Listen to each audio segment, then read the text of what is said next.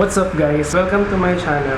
Gusto ko lang i-share itong binili kong LED light sa Shopee kasi naghanap ako ng like making video reviews and tutorials. So, it's from ULANZI. That's from ULANZI CARDLITE. This will help you in creating your content and it's a must-have accessory pag gumagawa kayo ng YouTube contents or making vlogs or whatsoever. Let's do a quick unboxing.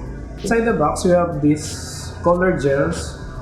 Meron siyang USB Type-C na cable, black pouch, 2 diffusers, and the light itself. The light is made out of plastic. It has 12 powerful LED lights that can bright up your day. Joke lang. Pero sobrang lakas talaga nitong ilaw na to. Ito yung switch niya guys. So, ayan. Switch niya, turn off, turn on. Kung gaano siya kalakas. Grabe. 32. Pagbukas mo, ganito na siya kalakas eh. Ganyan na siya kalakas. Tapos pag tinodo mo siya, meron siyang 10 stop. So, parang ito yung 10% niya.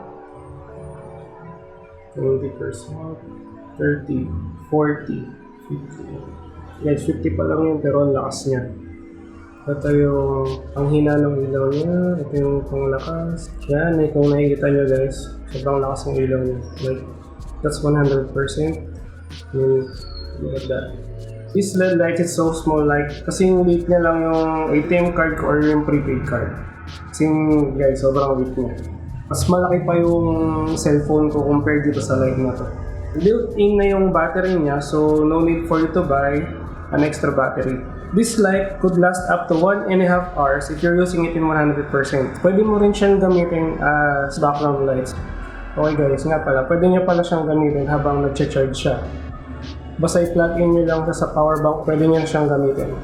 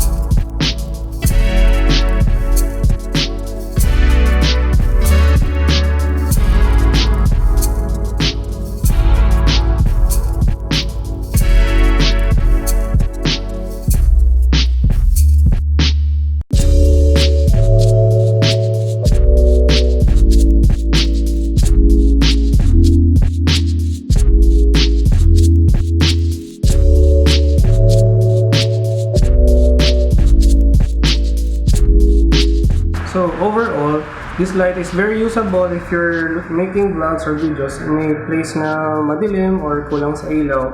Sobrang malaking tulong tong LED light na to. Price-wise, marami kasing LED light dyan na available, lalo na sa online shops. So, marami dyan, mura, like may nakita ko parang 300 plus lang. So, compare mo dito naman, yung 300 plus ngayon, kailangan pabili ng battery. Unlike dito, built-in na yung battery niya. So, hindi mo na kailangan maghanap ng or bumili pa ng extra battery. Another thing to consider guys, kaya ako to pinili compare sa iba. Kasi itong light na to, hindi siya bulky, sobrang portable niya, sobrang weight niya.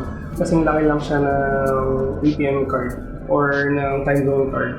Hindi katulad ng iba na, yung iba kasi malaki and then bulky pa. Bukod dun, bibilang mo pa siya ng extra battery. So, that's one thing to consider if you're looking for a portable light. Kung familiar kayo sa aputure M9, sobrang sikat ng light na yun. Kaya lang mahal. I think it's around 2,500 pesos or less. Ito, binili ko to for like 983 pesos plus 50 pesos na shipping fee. So overall, half the price. Sipin mo, meron portable siya, meron siyang color gels, medyo colorful lighting, tapos meron pa siyang pouch na kasama. Meron siyang dalawang diffuser. So I think for 983 pesos, malaking bagay na yung freebies niya dun sa ilaw na ginagamit ko. Tapos kita niyo naman po na malakas po siya. If you're looking for a light, I will highly recommend na ito yung kunin nyo. Bilang dahil sa portability niya, pati yung mga freebies niya. I hope you enjoy this video. Sana nakatulong to sa pagpili niyo ng ilaw for making vlog. Click that like button, subscribe, and hit that tiny bell dun sa gilid para ma-notify kayo na may bago akong video. I'll see you in my next video.